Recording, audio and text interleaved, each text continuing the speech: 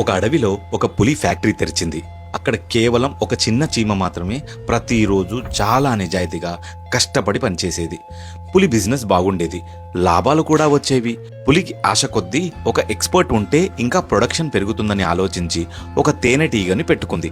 తేనెటీగ నాకు చీమ వర్క్ షెడ్యూలు, డైలీ రిపోర్ట్లు, రికార్డ్సు అన్నీ కావాలి, దానికోసం నాకు ఒక పిఏ కావాలి అని అంటుంది.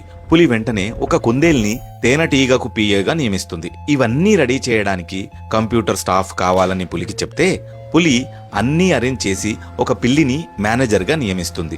మెల్లిమెల్లిగా ఫ్యాక్టరీలో పని తగ్గి మీటింగ్స్, రిపోర్ట్స్, పేపర్ వర్క్స్ ఇవే ఎక్కువ అవుతాయి. చీమ అంతకంటే ఎక్కువ కష్టపడుతూ ఆ మీటింగ్స్, రిపోర్ట్స్తో పాటు వర్క్ కూడా చేసేది. పులికి ఇంకా ప్రొడక్షన్ పెరగకపోవడంతో టెక్నికల్ గైడెన్స్ ఉంటే బాగుంటుందని ఒక కోతిని ఎక్స్పర్ట్గా నియమించుకుంది.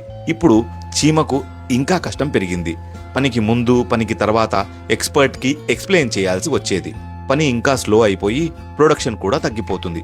పులి ఇలాగైతే లాభం లేదని ఒక గుడ్లగూబని కన్సల్టెంట్గా నియమించుకుంది.